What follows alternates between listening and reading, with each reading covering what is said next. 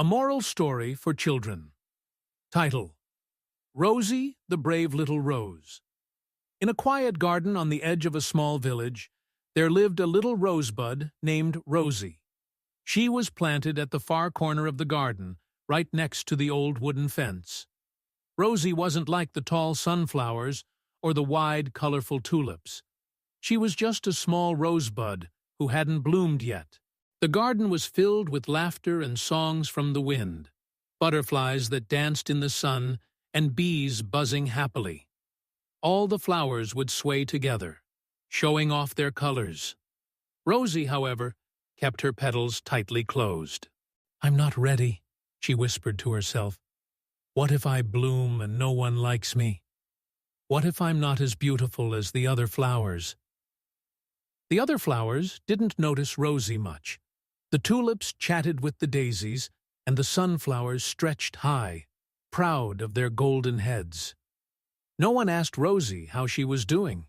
Every morning, Rosie peeked at the sky and waited for the right moment to bloom.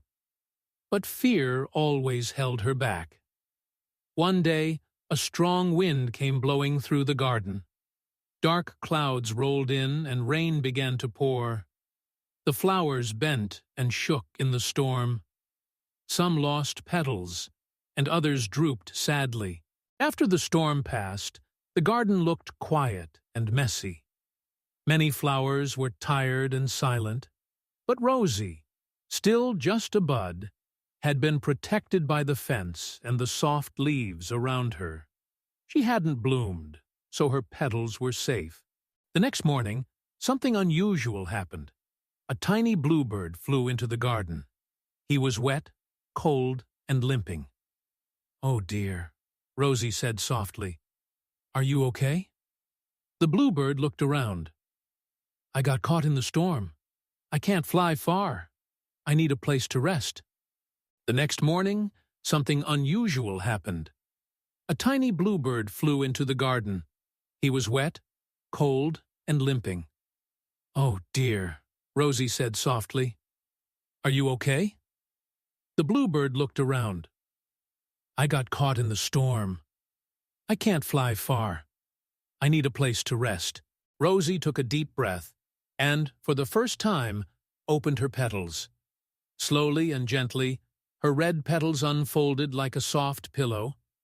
The bluebird looked surprised and smiled. "Wow," he chirped. "You're beautiful." Rosie blushed, but she felt brave now. "You can rest here." The bluebird hopped into Rosie's open petals and curled up. Rosie held him carefully, her soft petals keeping him warm. As the sun rose higher, the other flowers began to notice. "Look at that rose," said a daisy. "She bloomed." "And she's helping someone," said a sunflower. The tulips all turned toward her. "She's so kind," one whispered. Rosie didn't know the others were watching.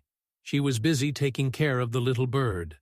That afternoon, the gardener came out with a watering can. He paused and looked at Rosie. "Well, look at you," he said with a smile. "The last to bloom, but the brightest of all." From that day on, Rosie stood tall with her red petals glowing in the sun.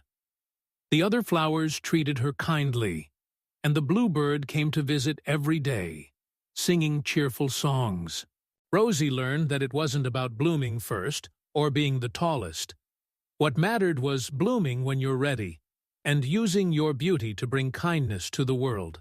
She wasn't just a rose, she was Rosie, the brave little rose who helped a friend when he needed it most. Rosie, the brave little rose. In a peaceful garden on the edge of a quiet village, there lived a little rosebud named Rosie. She was planted at the very end of the garden, right next to an old wooden fence where the butterflies liked to rest their wings and the squirrels often played chase. All around her were big, bold flowers.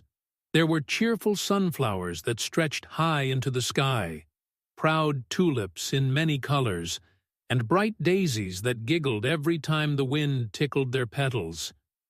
The garden was filled with color and joy. Birds sang from the trees. Bees buzzed busily among the flowers, and the butterflies fluttered like flying rainbows. Rosie, however, was different. She was still a rosebud. Her petals were closed tightly, and she hadn't bloomed yet. Every day she watched the other flowers sway in the breeze and soak up the sun. But Rosie kept quiet, holding her petals shut. "I'm not ready," she whispered to herself. "What if I bloom, and no one notices me? What if I'm not as beautiful as the other flowers? What if I'm too small to matter?" The other flowers hardly paid her any attention. "Why hasn't that rose bloomed yet?" asked a tall sunflower. "She must be shy," said a purple tulip. "She's missing all the fun," added a daisy. Rosie felt sad. She wanted to bloom. She wanted to be part of the garden's song and dance. But something inside her wasn't ready yet. So she stayed a little rosebud in the corner, watching the world go by. Then, one afternoon, something changed. Dark clouds gathered above the garden. The wind began to howl, and soon a fierce storm rolled in. Rain poured down in sheets. The tall sunflowers bent and shivered. The tulips closed tightly, and the daisies drooped. Leaves flew everywhere, and petals were torn by the wind. Rosie huddled close to the wooden fence, her tight petals protecting her from the storm. Since she hadn't bloomed yet, the rain couldn't harm her soft petals. She stayed still and safe. When the storm finally passed, the garden looked very different. The once bright and happy flowers were now tired, muddy, and quiet. Broken leaves lay on the ground. The bees had gone into hiding, and even the butterflies were nowhere to be seen. The next morning, as the sun rose gently over the garden, Rosie noticed something unusual. A small bluebird landed nearby, its wings drooping and its feathers soaked. It looked tired and weak. "Oh, no," Rosie whispered. "Are you hurt?" The bluebird gave a little chirp. "I got lost in the storm. My wing hurts, and I'm so cold. I need a place to rest." Rosie looked around. The tall flowers were still recovering. Their petals were torn and couldn't offer comfort. She looked down at her own tight petals. "I've never bloomed before," she thought. "But maybe I can help." Taking a deep breath, Rosie slowly began to open her petals. It wasn't easy. She had to push past her fear. But the thought of helping someone gave her courage. Bit by bit, her soft red petals unfolded like a warm blanket. The bluebird looked surprised and smiled. "You're a rose," he said, "and a beautiful one, too." Rosie blushed, but she was too focused to feel shy now. "Come rest here," she said gently. The little bird hopped into the middle of her flower and nestled in.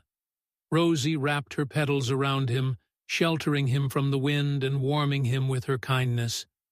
As the sun rose higher, the other flowers noticed. "Look at Rosie," said a daisy. "She's bloomed," said the tulip, "and she's helping the little bird." "She's the most beautiful rose I've ever seen," whispered the sunflower. The flowers were amazed. The smallest, quietest flower in the garden had done something no one else could. She had given comfort and care when it was needed most. Later that day, the gardener came out with his watering can. He stopped and stared at Rosie. "Well, would you look at that?" he said with a smile. "She took her time, but now she's bloomed brighter than them all." He gently patted the soil around Rosie and gave her extra water. From that day on, Rosie was no longer shy. The butterflies came to visit her, the bees came to drink her nectar, and the bluebird returned every morning to sing sweet songs from her petals. The other flowers apologized for ignoring her before. They realized that Rosie wasn't just beautiful, she was kind and brave. You bloomed when it mattered most, said the tulip. You helped someone, said the daisy. That's the most important thing of all. Rosie smiled. She had been so worried about not being as bright or bold as the others, but now she understood something important. Being beautiful isn't just about how you look. It's about how you treat others. She learned that everyone blooms in their own time, and that kindness makes the world brighter. So Rosie stood tall and proud at the corner of the garden, her petals open wide, ready to welcome anyone who needed a soft place to rest. And from that day forward, everyone in the garden knew her not just as a rose, but as Rosie, the brave little rose. True beauty comes from kindness and courage. Everyone blooms at their own pace, and even the smallest flower can make a big difference. The end.